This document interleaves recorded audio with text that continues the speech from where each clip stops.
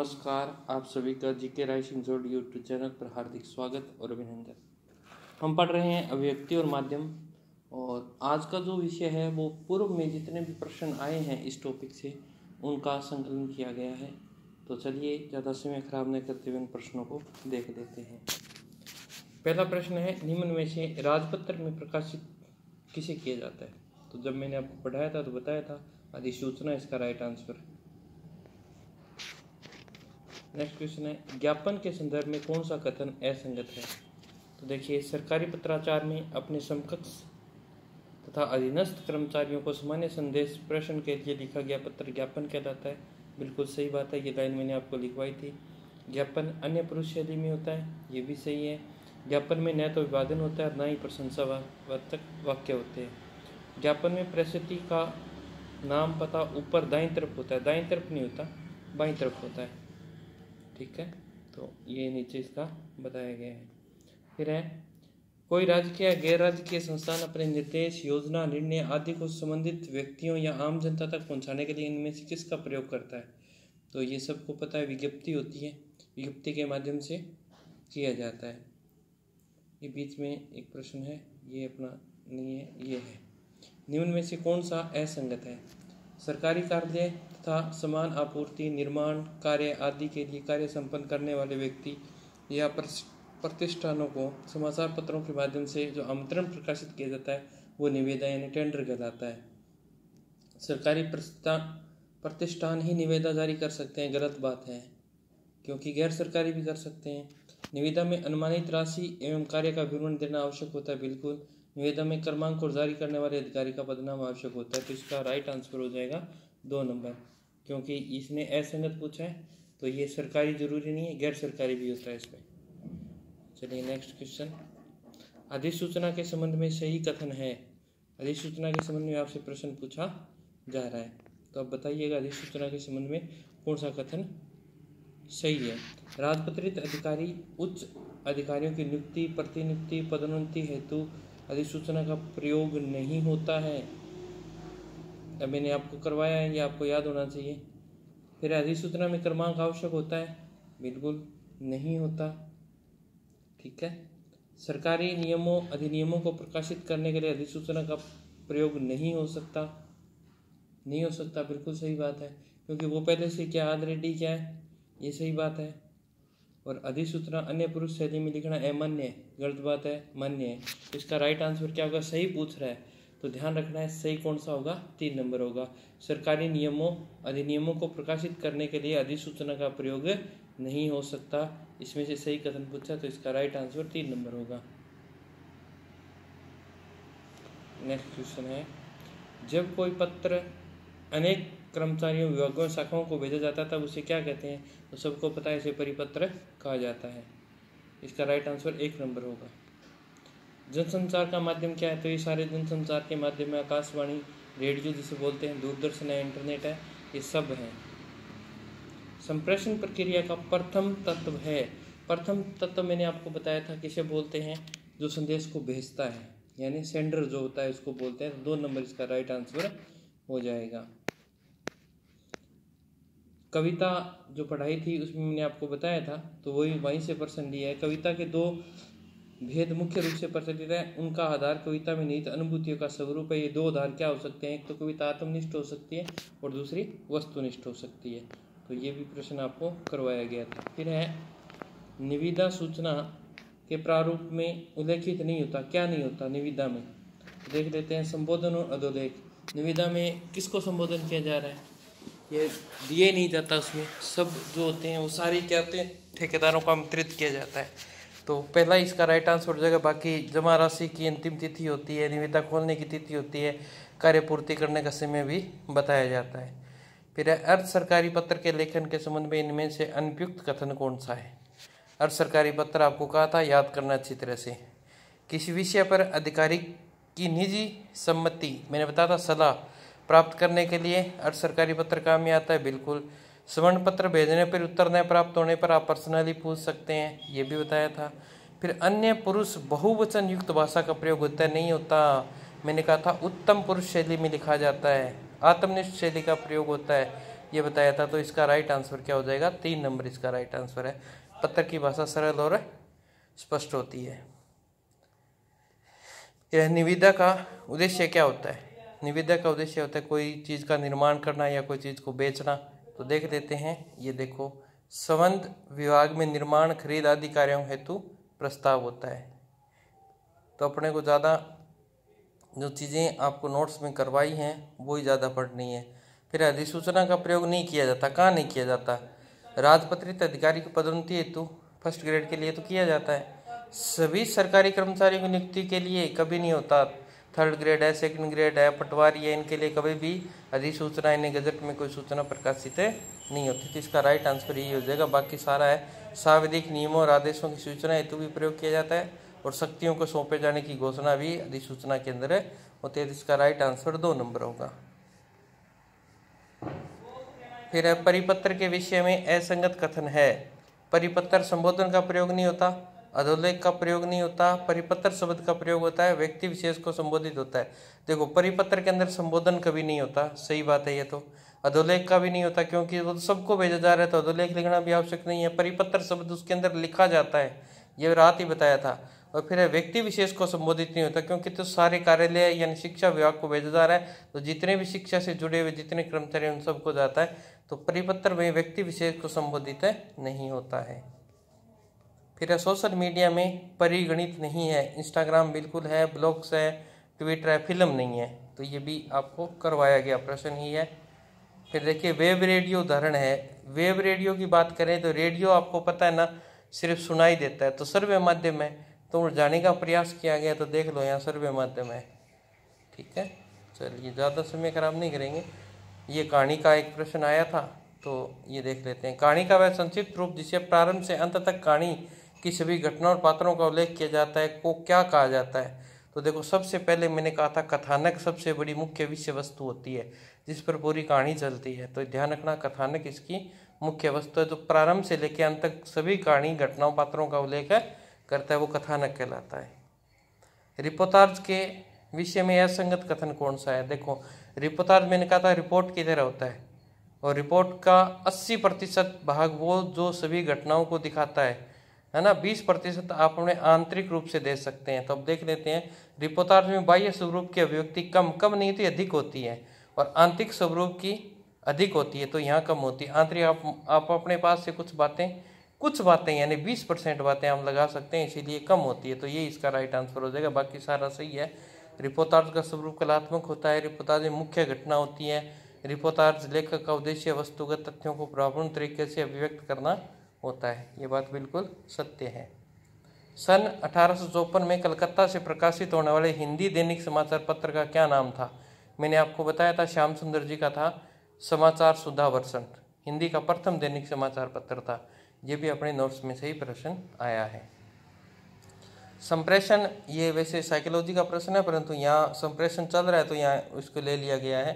संप्रेषण विचार विनिमय के मूड में विचारों और भावनाओं को जानने और समझने की प्रक्रिया कथन किसका है? ये एडगर डेल का है।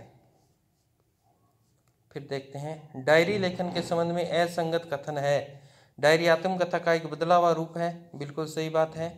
डायरी में व्यक्तिगता होती है यानी पर्सनली होती है डायरी कोई विशेष कलापूर्ण साहित्य रूप नहीं माना जाता, बिल्कुल माना जाता है। डायरी को कला का रूप माना जाता है। डायरी लिखना कोई हंसी खेल नहीं है। डायरी के माध्यम से लेखक के सद्य स्फुरित भावों तथा विचारों की अभिव्यक्ति नहीं मिलती। तो ध्यान रखिएगा, इसका राइट आंसर क्या? असंगत पूछ रहा है, तो एक कला साहित्य की एक विधा मानी जाती है। तो इसका राइट आंसर 3 नंबर होगा। फिर तरंगणी की रचनाकार सबको पता ही है, कृपाराम जी हैं। कविता के संगत में असंगत कथन है। कविता समय विशेष से नितांत असंबद्ध होती है। कैसे होती है? समय के साथ तो चलती है कविता। कविता में आंतरिक लय होती है, बिल्कुल होती है। कविता कम शब्दों में अपनी बात कहने की ताकत रखती है, बिल्कुल रखती है। अच्छी कविता के लिए विभिन्न काव्य शैलियों का ज्ञान अपेक्षित होता है, बिल्कुल होता है। तो इसका राइट आंसर होगा समय के साथ क्या रखती है? संबंध रखती है। फिर है, जनसंचार माध्यमों में निम्नलिखित में से कौन सा लोक माध्यम सम्मिलित नहीं है? तो देखो, मैंने बताया था कठपुतली, गंवरी बताया था, नुक्कड़ नाटक बताए थे, ये जो पहले चला करते थे उनकी बात हो रही है। कावड़ बताया था। चलचित्र, ये आधुनिक है। ये क्या है? पारंपरिक नहीं है, लोक माध्यम नहीं है। तो इन तीनों लोक माध्यम है, नीचे बताया गया है, आप इनको पढ़। लोक माध्यम में देखो कठपुतली है, कावड़ है, गंवरी है। मुद्रित में समाचार पत्र है, पंपलेट है, पत्रिका है। इलेक्ट्रॉनिक माध्यम में रेडियो है, टीवी है, चलचित्र है। सोशल मीडिया में फेसबुक है, इंस्टाग्राम और ब्लॉग आदि हैं। फिर देख लेते हैं कविता की परिभाषा। अंतःकरण की वृत्तियों के चित्र का नाम कविता है कहकर कविता की परिभाषा देने वाले आचार्य कौन है? तो महावीर प्रसाद द्विवेदी ने कहा था कि आपके मन की जो बात होती है ना, वो किसके माध्यम, शब्दों के माध्यम से बाहर निकलती है, उसी कविता कहा जाता है। ये महावीर प्रसाद द्विवेदी ने कविता की परिभाषा दी थी। कविता भाव का स्वच्छंद प्रवाह नहीं, भाव से पलायन है, व्यक्ति की अभिव्यक्ति नहीं, उसके मुक्ति का नाम है। ये मान्यता किसकी है? तो ये ध्यान रखना, ये किसकी है? टी.एस. इलियट की है। टी.एस. इलियट की परिभाषा, इसको याद कर लीजिएगा कविता के संदर्भ में, इसलिए इसको यहाँ से ले लिया गया है। राजपत्र में प्रकाशित होने वाले पत्र इनमें से कौन सा है? तो राजपत्र यानी गजट होता है, उसमें एक ही चीज प्रकाशित होती है, कौन सी? अधिसूचना, आपको याद करवाई थी। जो पत्र अनेक विभागों, व्यक्तियों या शाखाओं को भेजा जाता है उसे क्या कहते हैं? परिपत्र कहते हैं, सबको पता है।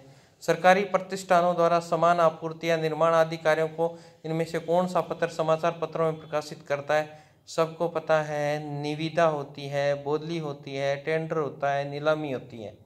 ठीक है, 1 नंबर राइट आंसर है। फिर है कौन सा कथन सही नहीं है? समाचार के 6 कंकार होते हैं, बिल्कुल होते हैं, क्या, क्यों, कैसे। लास्ट वाले क्यों और कैसे जो विस्तृत होते हैं, बाकी शुरू वाले क्या होते हैं? सामान्य होते हैं। तो प्रथम 4 ककार के उत्तर समाचार के निचले भाग में दिए जाते हैं, नहीं, बिल्कुल ऊपर दिए जाते हैं, प्रारंभ में दिए जाते हैं। तो ये इसका गलत हो गया। समाचार की शुरुआत जिन पंक्तियों से होती है उन्हें समाचार का इंट्रो कहा जाता है, बिल्कुल। पहले इंट्रो होता है, फिर बॉडी, फिर समापन होता है। समाचार लेखन की सबसे उपयोगी और लोकप्रिय शैली उल्टा पिरामिड शैली है, बिल्कुल सही बात है। तो इसका राइट आंसर क्या हो जाएगा? प्रथम 4 कंकार वाला होगा, क्योंकि ये उत्तर समाचार के निचले भाग में नहीं लिखे जाते, पहले भाग में लिखे जाते हैं। निम्न में कौन सा कथन सही नहीं है? रिपोर्टाज आंखों देखी, कानों सुनी घटनाओं पर आधारित है, कल्पना पर नहीं। सही बात है। रिपोर्टाज लेखक को पत्रकार, कलाकार दोहरी भूमिका निभानी पड़ती है, बिल्कुल निभानी पड़ती है। रिपोर्टाज में तथ्यों के साथ भावपूर्णता भी रहती है, बिल्कुल 20% रहती है। रिपोर्टाज में कथा तत्व नहीं होना चाहिए। कथा तत्व कैसे नहीं? आप कोई न्यूज़ प्रकाशित कर रहे हैं और रिपोर्टाज लिख रहे हैं, तो उसके अंदर एक कहानी के माध्यम से प्रेजेंट करो ना, उसमें रोचकता होनी चाहिए, है ना। मैंने बताया था मनोरंजन पूर्वक होना चाहिए रिपोर्टाज, तो वही है। ठीक है, तो इसका डी आंसर होगा। डायरी लेखन के विषय में कौन सा सुसंगत नहीं है, पूछ रहा है। इसमें व्यक्ति निरपेक्षता होती है, व्यक्ति निरपेक्षता कह रहा है, निरपेक्षता कह रहा है, अपेक्षता होती है, निरपेक्षता नहीं होती। तो यहीं से अपना उत्तर मिल गया अपने को। व्यक्ति आत्मनिष्ठ होता है, व्यक्ति प्रेक्ष होता है, तो ये ध्यान रखना है। ये कह रहा है व्यक्ति निरपेक्ष, ये व्यक्ति की जरूरी नहीं है, तो डायरी लिखेगा कौन? व्यक्ति विशेषित होता है, इसका राइट आंसर हो जाएगा। इसमें तात्कालिक संवेदनात्मक भावों की व्यक्ति होती है, बिल्कुल होती है। इसमें समय और स्थान के संदर्भ में व्यक्ति होती है, बिल्कुल होती है। बताना पड़ता है, आज मैंने ये किया, इसमें मैं यहाँ गया, इस स्थान पर गया। इसमें लेखक के आत्मीय गुण और प्रवृत्तियों की व्यक्ति होती है, बिल्कुल होती है। तो इसका राइट आंसर पहला ही होगा। इसको थोड़ा सा ध्यान से पढ़ने वाला प्रश्न है ये। फिर देखिए, अर्थशास्त्र के पत्र से संबंधित कौन सा कथन सही नहीं है? संबोधन में महोदय या महोदय शब्द का प्रयोग नहीं होता, बिल्कुल नहीं होता। प्रिय श्री और आदरणीय श्री का प्रयोग होता है। ठीक है जी। दूसरा है, पत्र की समाप्ति पर भवदीय, भवनेश आदि किसी भी शब्द का प्रयोग नहीं होता है। ठीक है। पत्र के ऊपर बाईं ओर प्रेषक का नाम, बिल्कुल पद नाम लिखा जाता है, सही है। पत्र क्रमांक में अर्थशास्त्र के अर्थ का डीओ का उल्लेख होता है, डमी ऑफिशियल लेटर बोला था मैंने। तो यहाँ देखो, पत्र की समाप्ति पर भविद्य या भवनिष्ठ आदि किसी भी शब्द का प्रयोग नहीं होता है। ये पूछ रहा है, सही नहीं है, तो यही है, पत्र की समाप्ति पर इसका प्रयोग नहीं होता। परंतु यहाँ प्रश्न ये सोचने वाला है, क्योंकि यहाँ पर लगभग ये लिखा जाता है आपका अपना, परंतु इसे आयोग ने ये माना है, तो इसका अपने को भी यही मानना है, इसका उत्तर पड़ेगा। विश्वविद्यालय द्वारा प्रवेश नियमों में संशोधन की सूचना संबद्ध महाविद्यालयों को किस रूप में भेजी जाएगी? तो ये आपको ध्यान रखना है, किस रूप में भेजी जाएगी। विश्वविद्यालय द्वारा प्रवेश नियमों में संशोधन किया है कि अब पहले प्रवेश के जो नियम थे उनमें संशोधन कर दिया, तो सभी जितने भी कॉलेज हैं उन सब में ही भेजी जाएगी ना। तो फिर वो परिपत्र के माध्यम से भेजी जाएगी, ऐसा नहीं है सबको एक एक भेजे, नहीं, परिपत्र के माध्यम सबको संबोधित करके एक साथ भेज दी जाएगी। तो इसका उत्तर परिपत्र होगा। मुद्रित माध्यमों के लिए समाचार लेखन से संबंधित कौन सा कथन सही नहीं है? तो देख लेते हैं। समाचार की शुरुआत जिन पंक्ति से होती है उनसे खबर में आमुख या इंट्रो कहते हैं, बिल्कुल सही बात है। समाचार लेखन में 6 कंकार का महत्वपूर्ण स्थान है, बिल्कुल सही है। उल्टा पिरामिड शैली में घटनाओं को समापन, बॉडी और इंट्रो क्रम में प्रस्तुत किया जाता है, गलत बात है। सबसे पहले इंट्रो होता है, फिर बॉडी होता है, फिर समापन होता है। ये इसका उत्तर हो जाएगा। आमतौर पर समाचार उल्टा पिरामिड शैली में लिखे जाते हैं, तो यहाँ ध्यान रखना, सबसे पहले इंट्रो, 2 नंबर पे बॉडी और 3 नंबर पे समापन होता है। कवि की अनुभूतियों के साथ साथ पूरे काव्य परिवेश का साधारणीकरण किसने प्रतिपादित किया? अच्छा, ये आ गया, डॉक्टर नगेंद्र ने किया। कोई बात नहीं, एक प्रश्न ऐसे ही आ गया। इस पत्र में पाने वाले अधिकारी का नाम उपनाम से संबोधित किया जाता है, यह कथन किस पर लागू होता है? देखो, नाम किसी में नहीं लिखा जाता, परंतु जो अर्थशास्त्र के पत्र होते हैं उसमें नाम लिखा जाता है। पर्सनली नाम लिखा, जैसे मिस्टर शर्मा है ना, मिस्टर झोरड, मिस्टर चारण, ये नाम लिखे जा सकते हैं। तो यार सरकारी पत्र में ही ऐसा होता है। रेडियो समाचार लेखन की आधारभूत बातों में क्या नहीं है? साफ सुथरी टाइपिस्ट कॉपी होनी चाहिए, बिल्कुल सही बात है। डेडलाइन का समाचार में गूंथा होना चाहिए, बिल्कुल ये भी बात है। समय के फ्रेम का बंधन नहीं, बिल्कुल होता है, समय का बंधन होता है, इतनी मिनट में आपको समाचार पढ़ने हैं। रेडियो समाचार की बात हो रही है तो ये बंधन होता है, इसने कहा नहीं होता, तो ये गलत है। समाचार में आज सुबह आदि का प्रयोग किया जाता है, मैंने आपको ये भी बात बताई थी। असंगत कौन सा है? ड्राई एंकर में एंकर खबर के बारे में दर्शकों को सीधे सीधे बताता है, कब, कहाँ, क्या, कैसे हुआ, बिल्कुल सही बात है। ड्राई एंकर में ये बताया जाता है।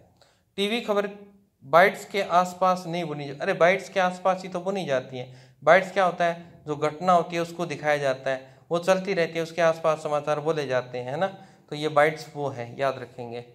फोन इन में रिपोर्टर से फोन पर बात करके सूचनाएं दर्शकों तक पहुंचाई जाती है, बिल्कुल सही है। नेट साउंड पे आवाज़ें होती हैं तो स्वतः चली आती हैं, सही बात है, तो इसका 2 नंबर होगा। रेडियो समाचार की भाषा के बारे में कौन सा कथन असंगत है? रेडियो समाचार में जिसकी भाषा तत्सम शब्दों से युक्त और अलंकारिक हो। तत्सम, आज का संस्कृत भाषा को समझता कौन है? तो भाषा बिल्कुल सरल होनी चाहिए, हिंदी शब्दों का ज़्यादा प्रयोग किया जाना चाहिए, तद्भव शब्दावली होनी चाहिए जिसमें आम बोलचाल के शब्दों, बिल्कुल सही है। जिन्हें समाचार वाचक आसानी से पढ़ सकें, वो भी सही है। जिसमें बोलचाल की भाषा ही नहीं, सटीक मुहावरे भी हों, तो इसका पहला ही प्रश्न करता है। तत्सम शब्द नहीं, तद्भव शब्दों से युक्त हो और अलंकारिक नहीं होनी चाहिए, साधारण भाषा होनी चाहिए। फिर है, निम्नलिखित में से कहानी के संदर्भ में कौन सा कथन असंगत है? कभी कभी किसी घटना का एक सूत्र भी कहानी का आधार बन जाता है, बिल्कुल बन जाता है। कहानी विश्वसनीय होनी चाहिए, बिल्कुल। कहानी में कल्पना का असीमित प्रयोग किया जा सकता है, नहीं। कहानी में असीमित कैसे? आप कह दो कि मेरे पंख लग गए, आदमी के पंख लग गए, कभी असीमित प्रयोग थोड़ी कर सकते हो आप। जो हकीकत यथार्थ से, वास्तविकता यथार्थ रियलिटी से थोड़ी बहुत बातें मैच होनी चाहिए। अगर आप सारी मिथ्या लिखेंगे तो उस कहानी को पढ़ेगा कौन? तो ये बात आप ध्यान रखेंगे, तो इस बात का आप ध्यान रखेंगे। फिर है, डायरी के संदर्भ में असंगत कथन कौन सा है? डायरी सार्वजनिक संपत्ति नहीं है, बिल्कुल सही बात है। डायरी उत्तम पुरुष शैली में लिखी जाती है, बिल्कुल सही बात है। डायरी में लेखक स्वयं से साक्षात्कार करता है, बिल्कुल ये भी सही बात है। डायरी की भाषा परिष्कृत और मानक होनी चाहिए। परिष्कृत कहाँ होती है? वो तो अपनी देसी भाषा में लिखता है ना, अपने खुद के विचार लिखता है, तो ये भी आप ध्यान रखें। इसका राइट आंसर क्या हो जाएगा? 4 नंबर होगा। फिर है, रेडियो नाटक। तो वैसे नाटक अपने टॉपिक में है नहीं, परंतु प्रश्न आ गया तो अपन पढ़ लेते हैं। रेडियो नाटक के संदर्भ में कौन सा कथन असंगत है? किसी कहानी को रेडियो नाटक में रूपांतरित किया जा सकता है, बिल्कुल किया जा सकता है। रेडियो नाटक में फिल्म की तरह एक्शन की गुंजाइश नहीं होती, सही बात है। रेडियो नाटक में पात्रों की संख्या कितनी भी हो सकती है, नहीं, सीमित पात्र होंगे तो ही दर्शक उस चीज़ को श्रोता उस चीज़ को क्या करेंगे? ग्रहण करेंगे। 2-3 पात्रों की कहानी होनी चाहिए। रेडियो नाटक में सब कुछ शब्द के द्वारा प्रकट करना होता है, बिल्कुल सही बात है। इसका राइट आंसर क्या होगा? पात्रों की संख्या निश्चित होनी चाहिए, थोड़े होने चाहिए पात्र। इनमें से जनसंचार का दृश्य श्रव्य माध्यम क्या है? रेडियो श्रव्य माध्यम है, समाचार पत्र दृश्य माध्यम है, पत्रिका दृश्य है, दूरदर्शन में आवाज़ भी आती है और चित्र भी दिखाई देते हैं, इसलिए इसका राइट आंसर दूरदर्शन होगा, 2 नंबर होगा। फिर है, जनसंचार की विशेषताओं के लिए कौन सा कथन सही नहीं है? जनसंचार में प्रसारित संदेशों की प्रवृत्ति सार्वजनिक होती है, बिल्कुल ऐसा नहीं है, पर्सनली होगा, क्योंकि अखबार में जो भी आएगा या कोई न्यूज़ है वो तो सार्वजनिक हो जाएगी, तो बिल्कुल सही है। इनमें ढेर सारे द्वारपाल होते हैं, गेटकीपर होते हैं, सही बात है। जनसंचार माध्यम चलाने के लिए औपचारिक संगठन जरूरी है, बिल्कुल। आपके ऊपर सीनियर अधिकारी, उनके ऊपर अधिकारी, ऐसे है ना, संपादक, उप संपादक, संपादक, ऐसे ये। और संचारक और प्राप्तकर्ता के बीच सीधा संबंध होता है? बिल्कुल नहीं होता। ये सीधा संबंध कैसे होगा? समाचार कौन लेके आया, किसने दिया, कौन प्रकाशित कर रहा है, अप्रत्यक्ष संबंध होता है। टीवी के द्वारा जनसंचार के संबंध में कौन सा कथन सही है? बाकी 3 गलत हैं, 1 सही है। प्रत्यक्षदर्शियों के कथन दिखा और सुनाकर खबरों को प्रमाणिक बनाना एंकर बाइट कहलाता है। मैंने बताया था, घटना जब जिस स्थान पर हो रही है उससे संबंधित कोई व्यक्ति है, उससे पूछा जाता है ये घटना कैसे घटी, या कोई पीड़ित व्यक्ति है उससे पूछा जाता है, उसे एंकर बाइट बोला जाता है, और ये कथन सत्य है। एंकर पैकेज में एंकर बाइट का समावेश नहीं है? बिल्कुल होता है। सारी एंकर पैकेज तो होता है सारे दिन की जो न्यूज़, छोटी छोटी न्यूज़ थी उसको पूर्ण रूप से रात्रि तक पूरी न्यूज़ बता देना। फिर है ड्राई एंकर में समाचार के साथ दृश्य भी आते हैं? नहीं, गलत बात है, नहीं आते, इसमें दृश्य नहीं आते, क्योंकि वो तो सीधा है ही नहीं अपने पास कोई न्यूज़, तो सिर्फ जो वक्ता होता है वो बोलता है। फिर टीवी में केवल वे कथन या बाइट ही होते हैं जो खबर बनाने के लिए इस्तेमाल किए जाते हैं, कोई आवाज़ नहीं होती। बिल्कुल होता है, आवाज़, साउंड आता है, तो ये बात ध्यान रखेंगे। तो इसका सही क्या है? 1 नंबर इसका राइट आंसर है। सफल वीडियो नाटक लिखने के लिए क्या आवश्यक नहीं है? सही कहानी का चयन, ये तो है। पात्रों की संख्या सीमित, ये भी है। पौराणिक साहित्य का ज्ञान होना, ये कोई जरूरी थोड़ी, आजकल पर भी लिख सकते हो आप। अवधि की सीमा का ध्यान रखना, बिल्कुल सही है, तो इसका 3 नंबर। विज्ञापन आजकल अपने है ही नहीं टॉपिक में, परंतु आए और प्रश्न है तो मैं करवा देता हूँ। विज्ञापन के संबंध में सही कथन कौन सा? ये जनसंचार का एक माध्यम है। फीचर, ये बिल्कुल है, और ये प्रश्न डिलीट किया गया, क्योंकि फीचर को क्या कहा जाता है? लोक चित्र कहा जाता है? नहीं कहा जाता। रेडियो रूपक? नहीं। व्यंग्य चित्र? ये प्रश्न थोड़ा सा प्रहसन होता था ना, तो ये थोड़ा सा सही उत्तर लग रहा था, परंतु आयोग ने इसको डिलीट कर दिया, क्योंकि व्यंग्य चित्र और प्रश्न दोनों एक दूसरे से जुड़े हुए शब्द थे, इस वजह से इसको डिलीट कर दिया है। डायरी लेखन की विशेषता नहीं है। स्पष्ट कथन होते हैं? बिल्कुल होते हैं। आत्मीयता होते हैं, व्यक्ति खुद पर लिखता है, तो आत्मीयता तो अपने आप ही है। निकटता होती है, असंबद्धता कैसे होगी? संबद्धता होगी, वो जुड़ा हुआ है उससे। ठीक है जी। अर्ध सरकारी पत्र के बारे में कौन सा कथन गलत है? इसकी भाषा आदेशात्मक नहीं होती, बिल्कुल नहीं होती। कैसी होती है? मित्रतापूर्वक होती है, प्रेम वाली होती है। इसे प्राप्त करने वाले को पदनाम से संबोधित किया जाता है? नहीं, उसको उसके नाम से, है ना, मिस्टर गुजर, मिस्टर चारण, मिस्टर झोरड़, मिस्टर शर्मा, इस नाम से। इसके ऊपर बाईं ओर प्रेषक का नाम और पदनाम लिखा होता है, बिल्कुल सही बात है। इसके सबसे ऊपर कार्यालय, संस्था, विभाग का नाम और स्थान का उल्लेख होता है, ये भी सही बात है, परंतु ये ध्यान रखना है कि हर सरकारी पत्रों में नाम निजी स्वाध्याय से संबोधन किया जाता है, जो स्वयं लेखक के हाथों से लिखा जाता है। किसी पत्र के आवश्यक घटकों में सरकारी पत्र में कौन सा घटक नहीं होता? सरकारी में पूछ रहा है। संबोधन बिल्कुल होता है, सबसे पहले महोदय या महोदया लिखा जाता है, फिर पत्रांक संख्या दी जाती है, क्रमांक संख्या दी जाती है, दिनांक दी जाती है। अभिवादन कभी नहीं होता, संबोधन होता है, अभिवादन नहीं होता। बैठक में लिए गए निर्णयों को क्रियान्वित करने के लिए जो पत्र जारी किया जाता है उसे क्या कहते हैं? परिपत्र कहते हैं। कितनी बार आ गया, इसको गस्ती पत्र भी कहा जाता है। ये बायोडाटा अपने है नहीं, फिर भी देख लेना। स्वयंवर्त, यानी जब आप बायोडाटा लिखते हैं सबसे पहले आपका नाम आता है, फिर पिता का नाम, फिर माता का नाम, फिर आपकी जन्म तिथि और फिर वर्तमान पता, ये इसका एक क्रम होता है। तो ये थे जितने प्रश्न आए हुए थे आज तक के, वो प्रश्न मैंने आपको करवा दिए हैं। तो आशा करता हूँ आपको ये पसंद आए होंगे, और अगर आपको और भी किसी प्रकार के प्रश्न मिलते हैं तो आप मुझे ज़रूर भेजें। तो अपना जो व्हाट्सएप ग्रुप है वो जीके राइसिंग जोड़ के नाम से ही है, जिस नाम से चैनल है, इसी नाम से टेलीग्राम चैनल है। आपको वीडियो अच्छी लगी हो तो शेयर करें और इसे बार बार देखें, क्योंकि प्रश्न यहीं से आएंगे। तो आपकी शुभकामनाओं के साथ कि अब की बार आपका मिशन ग्रीन पेन सक्सेस हो। तो जय भारत, जय राजस्थान।